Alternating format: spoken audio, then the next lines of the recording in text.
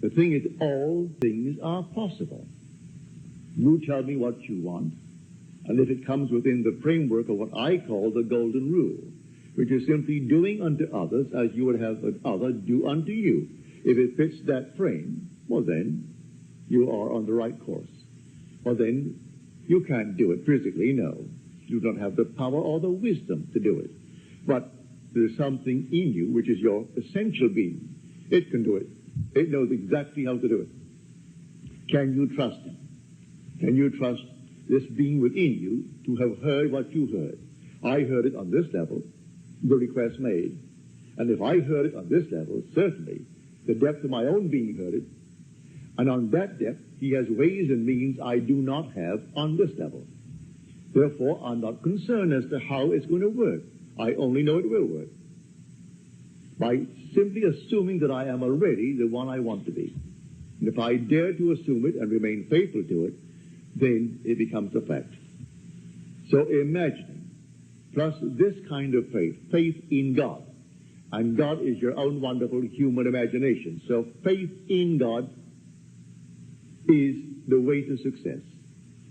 You imagine it as though it were true, and then you walk your way, not knowing how it's going to become true. But it will become true. I invite you to test it. Just try it. Cost you nothing. And if I take from you your gods, as Paul took from the Athenians their gods, then it's a blessing. If you can lose your God, it's a good thing, because the real God you can't lose. And you can never lose me. You can never lose the sense of I am. You can lose everything else, but you can never cease to be aware that you are. That's God. And so if I can't take that from you, well, then I can take the real God from you. But if I can take any other thing from you, and you worship it, you have the false God. And I did you a service in taking anything but the reality, because I can't take the reality from you. So all outer services and ceremonies, they mean nothing. Nothing. Go about your Father's business, which is yourself, doing noble things in this world, imagining the best, and it will come to pass. That's why I say, if it seems that I reiterate and restate night after night after night, it's essential. Because if you're perfectly honest with yourself this day, and you observe what you are imagining in the course of one day, you'll be ashamed of what you imagine. And yet you are imagining things you do not want to happen. And yet you will give lip service to the statement, imagining creates reality. And then one moment later, a friend of mine up in San Francisco, she was a friend of a mutual friend, and they didn't get on very well, only at moments. One night, riding with her, we went down, maybe 75 miles down the peninsula for a dinner. Lovely dinner, and all the way back, this very, very heavy fog. You could hardly see a few yards before you. And she was talking of this friend of mine, who she claimed to be a friend of hers. And she would rant against this woman. So and so and so. I wouldn't even print it. You couldn't print it. It burned the page. And then at the end of her statement, she would say, God bless her soul. She kept up the entire 75 miles, blasting this woman, and then she would qualify the whole thing, and it was all forgiven. God bless her soul.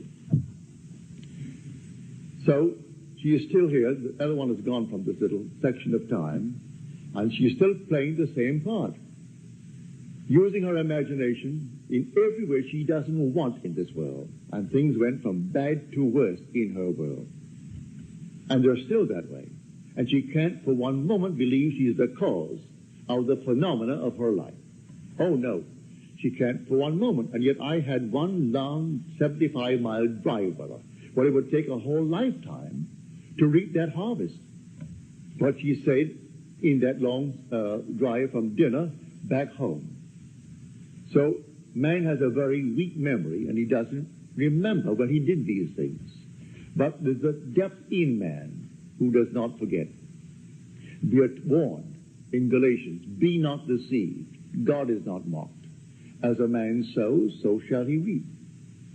Then we are told by the poet, you see yonder fields, The sesamum was sesamum, and the corn was corn. The darkness and the silence knew, and so is a man's fate born. So you don't recognize your own harvest, but it couldn't make a mistake. Everything is after the identical seed. You plant a seed. What seed was it? I've forgotten what it was. Well, wait till the tree comes up, you'll know. Because it can't be other than what was planted. If I plant an oak, well then, the oak is going to spring up into the oak tree. If I plant that sort of an acorn, that's going to be the oak tree. But if I plant something else, well then wait. If I've forgotten what I planted, wait, the harvest will show me. And man denies his own harvest. So I'm telling you that your own wonderful human imagination is God. Is the God of Scripture, the only God. Whether in the Old Testament you call him the Lord, or call him Jehovah, or call him God, or in the New Testament you call him Jesus, it's the same thing.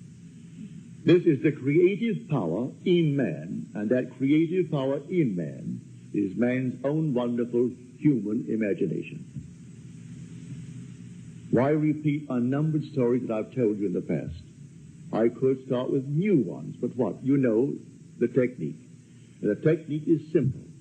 If all things are created out of man's human imagination, well then let him start imagining what he wants to be. And if he does, success will follow him. But in the meanwhile, try to prune the plant. Because when you hear for the first time that your imagination is God, it's an awful shock. Because as the poet said, behold this vine, I found it a wild tree, whose wanton strength had fallen into irregular twigs. But I pruned the plant, and then it grew temperate in its vain expense of useless leaves, and knotted, as you see, into these clean, full clusters, to repay the hand that wisely wounded it. So when you first find that the vine spoken of in the Bible, I am the vine of eternity, I am the true vine, and my Father is the vine dresser, and you discover, well, that vine is my imagination. Well, then the whole thing went into leaves, useless leaves and branches. It was not producing grapes. Then I start to prune the tree by observing what I'm imagining in the course of 24 hours. It becomes a habit. Then the next day, I do a little bit better. The third day, better still. By the end of a week, I am in the habit now of watching what I'm imagining. And don't wait, instantly prune it. Stop it. Stop imagining. Don't indulge yourself. I have heard people say to me, but just one more second. It's such a pleasant thing to cut him off. And so in his mind's eye, he is cutting off someone, all in his imagination, knowing he's going to reap the fruit of it. Now, if you know that, you aren't going to simply spend an extra 5 seconds of precious time in finishing that emotion, stop that emotion, and get on a new trend. And then you prune the plant.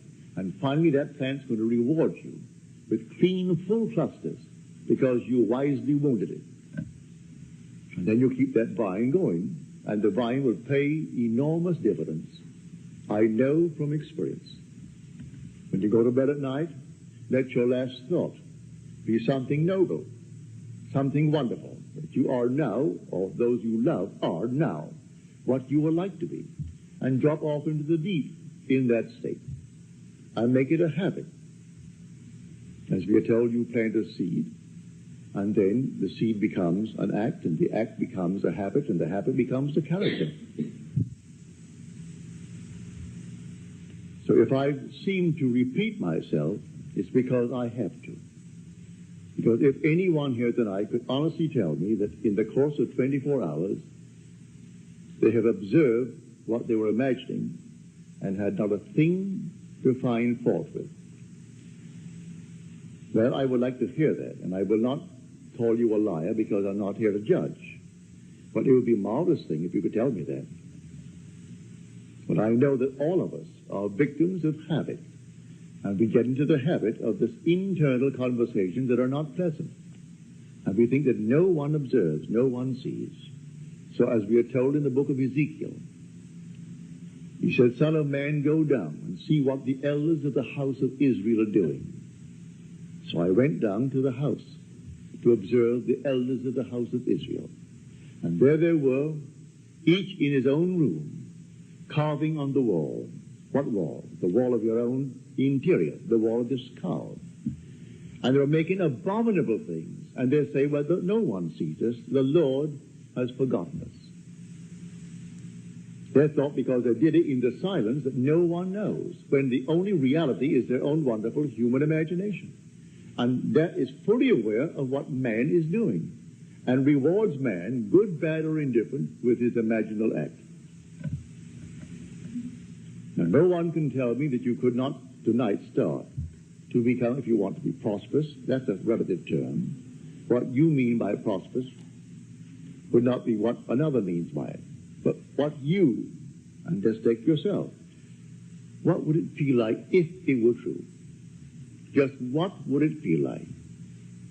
And then go about your business feeling as though it is true.